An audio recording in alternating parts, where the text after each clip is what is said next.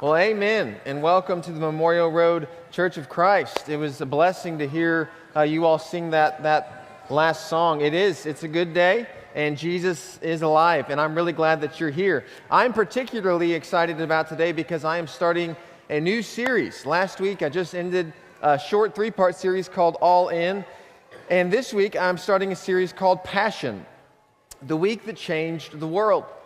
It's interesting that about 30% of the gospel, all 4 gospels, are about the final week of Jesus. That's a lot of text devoted to 1 week. And the reason all that text is devoted to 1 week is because that week's really important. And so passion kind of has a double meaning. On the one level, when we say passion of the Christ, we normally think suffering, which passion does mean suffering. But when we use passion in the everyday sense, passion means zeal, or passion means fervor. We think about what are you passionate about? And so I have both those ideas in mind in this series, Passion. We're going to talk about the suffering of Jesus, but we're also going to talk about what Jesus was passionate about. In fact, the Bible tells us pretty much what happened every day leading up to his death and his resurrection. And primarily, I'm going to stick with the text of Mark, because of all 4 Gospels, Mark is the one that distinguishes between the days the clearest. And so you'll find a lot of passages where Mark will say the next day, or 2 days before Passover. And so with Mark, it's really easy to figure out what day is which. So I read quite a bit, just being a preacher, both for myself, but also to get ready for sermons. And about a month ago, someone gave me this book and said, I don't want you to read the whole book, I just want you to read 1 chapter, and I want you to tell me what you think about it. And the book was a book by a guy named Scott Bessnecker, and it was called How to Inherit the Earth. And so I read this chapter, and there was this story that kind of bothered me. So as far as I didn't know exactly the right solution to the story. So Scott is a director of a nonprofit organization. He sends out a lot of people on mission trips. And so a few years ago, he decided that instead of just sending about a dozen mission trips per year, he wanted to go on one of these trips. In the book, he described himself as having what he would call suburbia discontent. He was tired of shopping malls, tired of commercialism. He was ready to get out somewhere and do something for the mission of God. And so he picked the Middle East, and he spent several months planning a trip in which he would join a team and go to the Middle East. Well, a few weeks before the trip left, his boss came into his office and said, Scott, we had a miscommunication. I didn't realize you were actually planning on going on this trip. You can't go. I need you to stay back. I need someone to answer the phones. I need someone to respond to email for all the other trips that are out. Well, you can imagine this really bothered Scott, and he didn't exactly know what to do. And so what he does in his book is he spends several pages describing this tension. What exactly does submission look like in that story? In fact, the title of his chapter is about submission. So is submitting to God, for Scott, the author, is it obeying his boss? Because that's what he's supposed to do. Or is submitting to God following this calling that he feels in his heart to go to the Middle East on this mission trip? And as I read the pages of this 1 chapter, I thought, I don't know the right answer. That's a hard dilemma. You see, submission, it really makes sense at like the explanatory level. Oh, you should die to yourself. You should consider other people's interests more than your own. Philippians 2. That makes sense. But then there's these like rubber meet the road type events in life that make it a little difficult to know, what exactly are you supposed to do? I had one of these in high school. I was working at Old Navy, and I drew the 2 to 11 shift on Saturday night, 2 p.m. to 11 p.m. I was not very happy about this. One of my friends called me, and this friend was new to church, and the friend was actually interested in studying the Bible, and the friend said, hey, would you like to study the Bible with me today? And I thought, well, yeah, of course I'd like to study the Bible with you today. How about 2 o'clock? And so I called my manager at Old Navy, and I said, Angie, I've got good news and bad news. The good news is one of my friends wants to learn about Jesus. The bad news is I'm not going to be able to make my shift at 2 o'clock. And she said, oh, that's really cute. I'll see you at 2 o'clock. And so I didn't know, okay, what does submission look like? Do the Bible study, or submit to my boss. I submitted to my boss in that context. Now, on a more serious note, my guess is you do have these submission dilemmas in your life. Like maybe you're in your 20s, and when you go home and relate to your parents now, it's like, well, what does that look like? You're not a teenager anymore, and so you don't submit on that level. Now it's adult to adult. What does that look like? Or maybe you're the adult on the other side of that. Maybe you've got a friendship, and you're really trying to be submissive and to put your friend above yourself, but you don't want to get walked on. You don't want to be a doormat. You don't want to just lay your life out there and let people trample all over you. After all, the same Jesus who walks in the triumphal entry, which we're about to read about, is also the Jesus who goes to the temple and cleanses it. And so you don't want to be a doormat, so what do? Submission gets really difficult when the rubber meets the road. So it's Sunday. The week of Passion has arrived, and what Jesus does on, not Resurrection Sunday, but a week before Resurrection Sunday, has a lot to say about submission. We call this the triumphal entry. In just a moment, I'm going to read a text from Mark chapter 11. Historian John Crossan writes that there was actually 2 processions on the day Jesus entered Jerusalem. The custom was that the Roman official would usually live outside the city. And then, during certain times of the year, the Roman official would come into the city. So the Roman official at this point would be Pilate. And so it's likely that Pilate lived outside the city. And the point at which these Roman officials would come in was during the festivals. When the big festivals started, the officials would come in, and it was really for crowd control. They didn't want any uprisings to start, and so it was an intimidation move. And so I love the imagery that author John Crossan writes when he describes the army with Pilate coming into the city. So just this isn't on the screen, but just kind of imagine what it would be like to watch Pilate come into the city. Imagine the imperial procession's arrival in the city, a visual panoply of imperial power.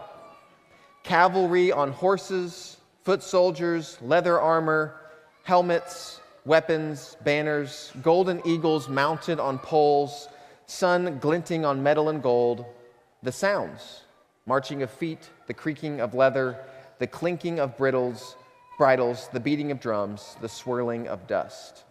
That's the empire. That's Rome coming in to the city. Now there's another procession on the other side of the city, and it's a rabbi, and he's on a donkey.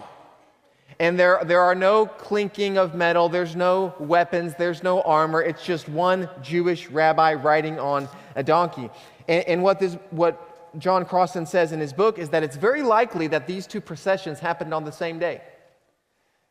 That one would be west to east, Pilate, and one would be east to west, Jesus.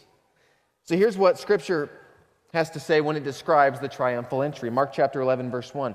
As they approached Jerusalem, Jesus sent 2 of his disciples, saying to them, "Go into the village ahead of you, and just as you enter it, you will find a colt tied there, which no one has ever ridden. Untie it and bring it here." So they do. They bring this little colt to Jesus. I like to picture little Sebastian, if you're familiar with that particular TV show. It's the most unintimidating animal ever. And so Jesus rides into the city on this little donkey, and Scripture says, verse 8, "Many people spread their cloaks on the road, while others spread branches they had cut from the fields. Those who went ahead and those who followed shouted, 'Hosanna! Blessed is he who comes in the name of the Lord. Blessed is the coming of our father David. Hosanna in the highest heaven.'" And so imagine this scene now.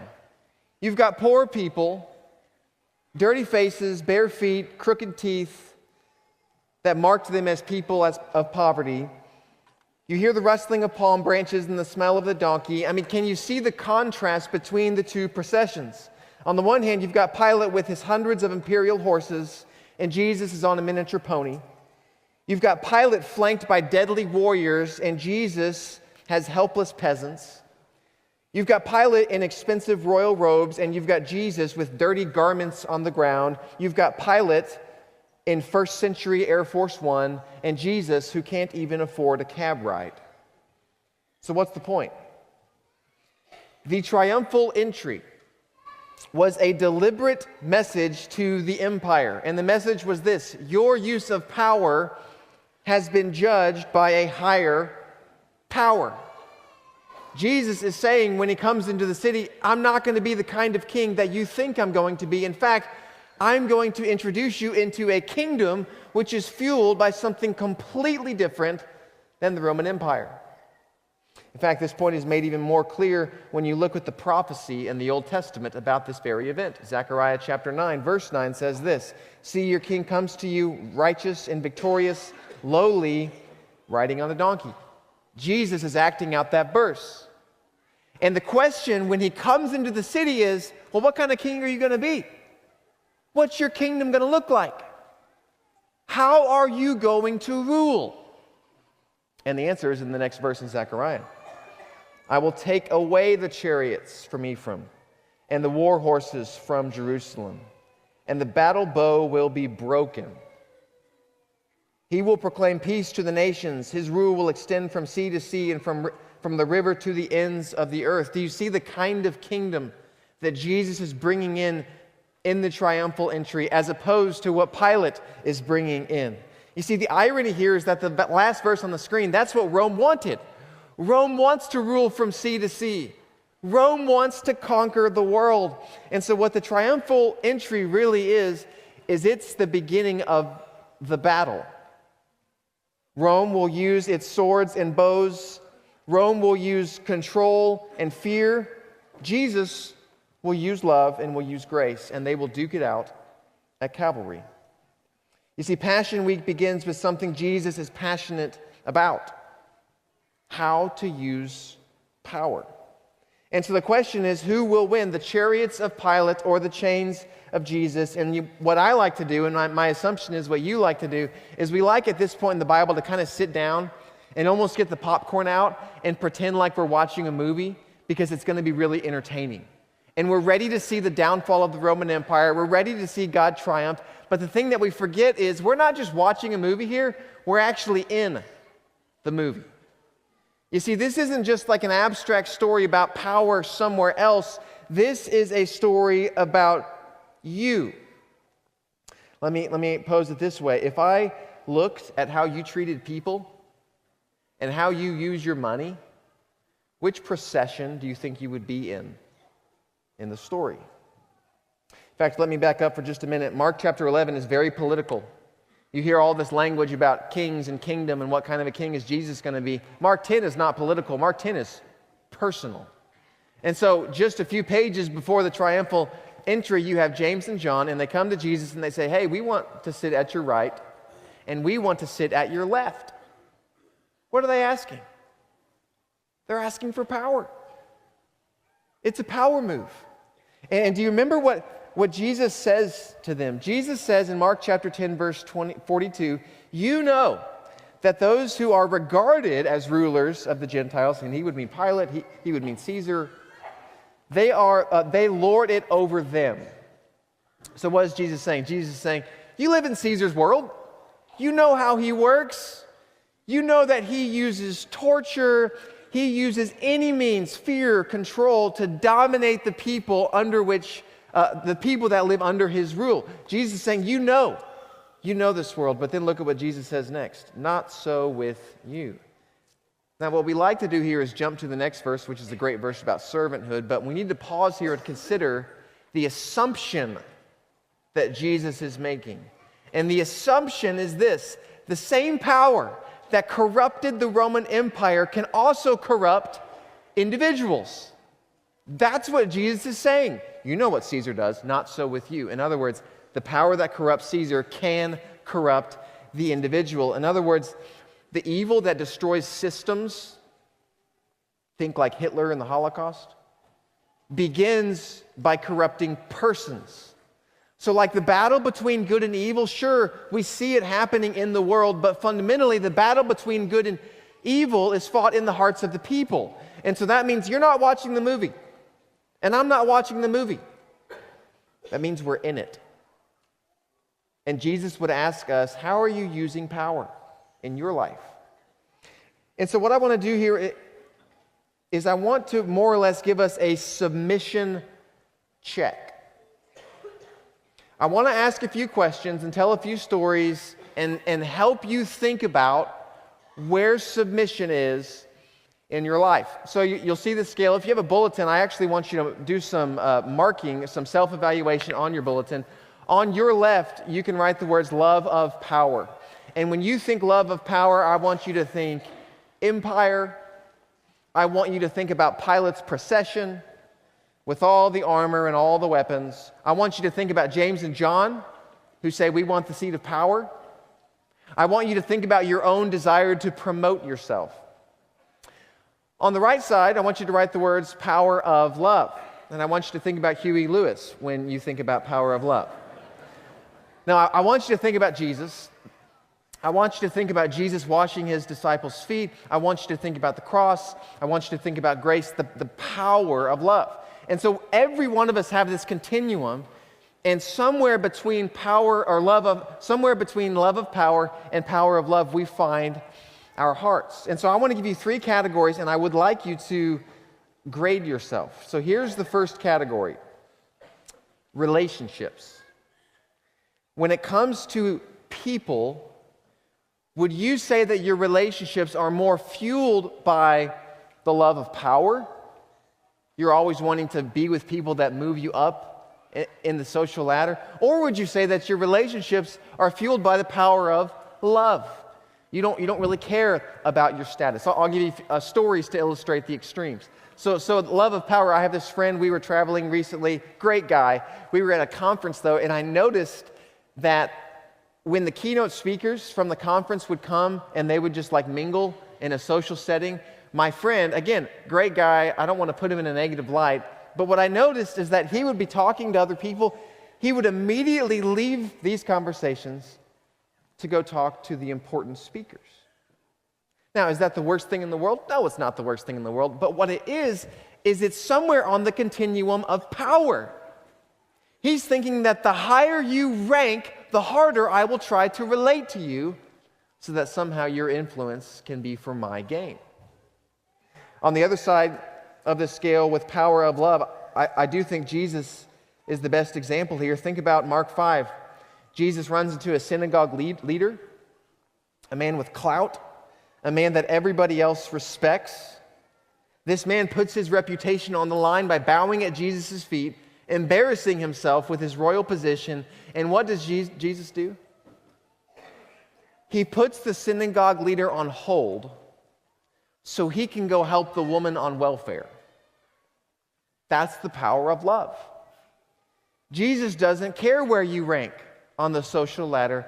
He's going to love you. So rank yourself. Ask yourself questions like this. Do you gravitate towards people that will give you better connections? Or will somehow maybe give you money in the future or give you more position in the future? Do you avoid people that might take you down just a few notches socially? Do you intentionally not spend time with socially marginalized people? Whether that be homeless, whether that be disabled, whether that be elderly, do you intentionally push away marginalized people? I love what Paul said in Romans chapter 12. He said very simply, very underrated verse, be willing to associate with people of low position. You see, your relationships reflect your values. If I want to know your heart, I'm going to look at who you spend time with. Another way of saying this is that your humanity is a reflection of your humility. And so when I say humanity, I mean like interpersonal humanity. That is a reflection of your intrapersonal humility. And so if you're spending time with people and you don't care who they are because you're going to love everybody, that says a lot about your heart. Where would you rank yourself when it comes to relationships? Love of power or power of love? Second category, position. Where would you rank yourself? How much do you crave moving up in the world as far as your title goes? As far as the job you have? How much do you crave respect? I'll give you 2 stories that, again, illustrate the extremes. One is a guy named Coleman Mockler. He was a Harvard grad, worked his way up pretty quickly in the business world, worked for Gillette Corporation. In fact, he moved up so quickly that he became the CEO fairly early in his career. Did a great job as the CEO. Stocks went way up. Multiple times he navigated really tense situations in which other people in the company were trying to take over his position. As he continued to work, he had millions in the bank. The company was doing better than it had ever done. In fact, the company was doing so well that a few years ago, Forbes magazine decided to put him on the cover of their upcoming issue. And so what they did is they sent Coleman an advanced copy of the magazine. And he went down to the mailroom one day and he got the magazine and had his own face on the cover. He took the elevator back up to the top floor, and eyewitnesses say this is what happened next. He walks down the hallway to his office. Employees on either side are applauding him as he walks with his magazine, face on the cover. He gets to his office, he walks in, shuts the door, falls down, collapses, dies of a heart attack, holding the magazine in his hands with his face on the cover. Love of power. Power of love. I'll tell you another CEO story. Rick Warren tells this story. He's the author of Purpose-Driven Life. Recently, Dan Cathy, son of Truett Cathy, CEO of Chick-fil-A, was in California. Rick Warren and Dan Cathy were looking at a construction site of a new Chick-fil-A. And after a while, they were hungry, and the Chick-fil-A wasn't built yet, so they couldn't eat there. So they went across the parking lot to Taco Bell. Walk into the bathroom, and they wash their hands. And after Dan Cathy washes his hands, he gets out a paper towel, and he gets out some cleaner, and he begins washing the sink of Taco Bell. I mean, I don't know how low you can get there. And so he's washing the sink, and Rick feels a little awkward. I mean, Rick's pretty much top of the food chain in his context, and so he's standing there not washing anything, not knowing what to say. And so finally he just mumbles, thanks, Dan. And Dan says back, he says, well, you know, I always tell my employees, leave the place that you are better than how you found it. And that's especially true when it's not your place. It's the power of love. The CEO, top of the food chain, is washing the bathroom of a competitor. So what about you? Where would you rank yourself when it comes to position? Do you daydream about that title? Do you spend a lot of time thinking about that high-profile job or the letters after your name? Do you spend time thinking about, if I could just get into that social group, if this person would just respect me, how much do you crave position? Rank yourself on the scale. Final category. I'm sure it'll be your favorite. Money. Love of power, power of love. I'll give you an example of love of power. Last year there was a wedding in Moscow. Saeed and Khadija Gusterev had a wedding. Saeed was 28, Khadija was 20.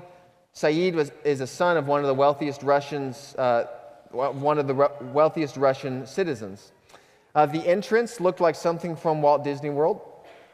The dress weighed 25 pounds and cost $25,000. The decorations and flowers were flown in from Paris. The food was the most expensive sushi in the city. The cake was taller than the couple. The transportation for the wedding party was Rolls Royces. The entertainment was Sting and Enrique Iglesias warming up for Jennifer Lopez. The total cost of the wedding was $1 billion. Most expensive wedding ever. And the worst part for me is that when I read that story, my immediate reaction was not disgust. I was amused. I didn't think, look at this distorted materialistic world we live in. I didn't think about the fact that one wedding could literally have saved 1 million children from dying of starvation. I didn't think those thoughts. All I thought was, wow, what would that be like to be me? And the truth is, my reaction betrays my heart. Jesus said that the love of money is the root of all evil, and my reaction to that story reveals that I've got that right here lurking in my own heart. That's called love of power. I want it. I crave it. Power of love. Talk about my kids for a minute. A little while ago, we were taking a walk in our neighborhood, and Heidi looked on the ground and sees a $20 bill. So she picks it up, her face lights up. Anna sees it, she lights up. They say, Dad, what should we do? And I said, well, why don't you walk up to the house and just see if that's the person who lives there's money. So they walk up to the house, we ring the doorbell. Nice man answers, and my daughter say, we found this on the road, is this yours? And the man gets out his billfold, and he says, sure enough, that is mine, I dropped that. And then he gets down on his knees, and he says, you know what, girls, you found it though, why don't you keep it? And so my girls walk away, and they have this $20 bill, and they're so excited, and I say, yeah, girls, you got to really think about what you want to do with this money. Next day is church, I'm sitting next to them, the collection plate goes past, and they drop this $20 bill in. And I'm thinking, wait, no, you got to save some, or, what? I have all these thoughts in my head, and after church, I'm like, wow, girls, that was really nice of you. You gave all of it to the church. Why did you do that? And Anna said, oh, Dad, it wasn't our money. It was God's. I was like, oh, girls, you're punks. Like, wow. But the older we get, the more corrupted we are.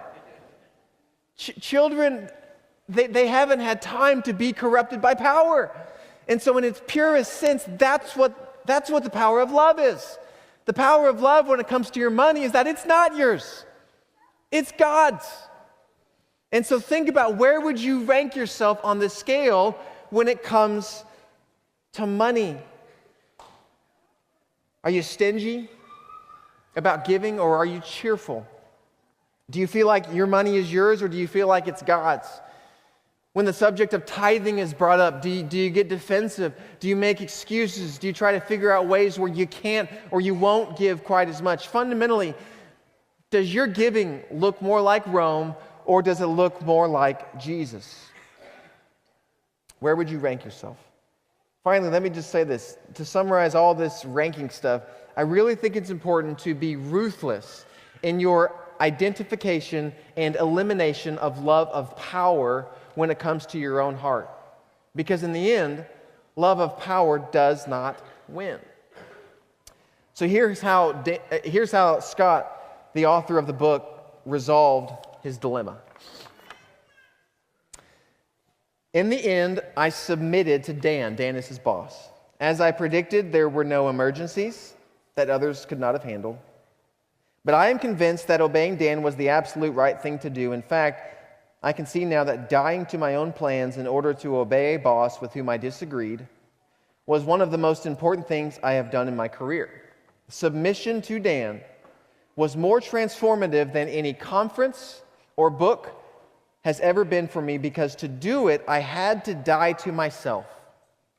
And learning to die to myself has come in handy. It's pretty powerful words. You see, submission isn't really submission if it's really, really easy. And see, bottom line, my guess is that in your heart, lurking somewhere in there, maybe it's relationships, maybe it's position, maybe it's money, maybe it's something else, but my guess is somewhere in your heart, there's this unhealthy sense of love of power. And my challenge to you is to name it and to repent of it. Because the truth is that love of power and power of love both lead to death. Jesus dies, power of love. Rome eventually falls, love of power. But the interesting thing is that only one gets resurrection. Only love receives resurrection. And the reason is because love is trusting in something greater than itself.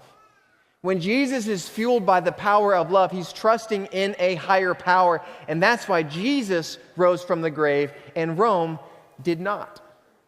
In fact, when you are baptized, you are accessing the same power that rose Jesus Christ from the dead. And so your baptism is an act of submission in which you die to self so that you can be raised and be fueled by the same thing that fueled Jesus, which is the power of love. And so as we close, if there is anything that this church can do for you in your life, whether to pray for you or to baptize you this morning, I invite you to come while we stand and while we sing.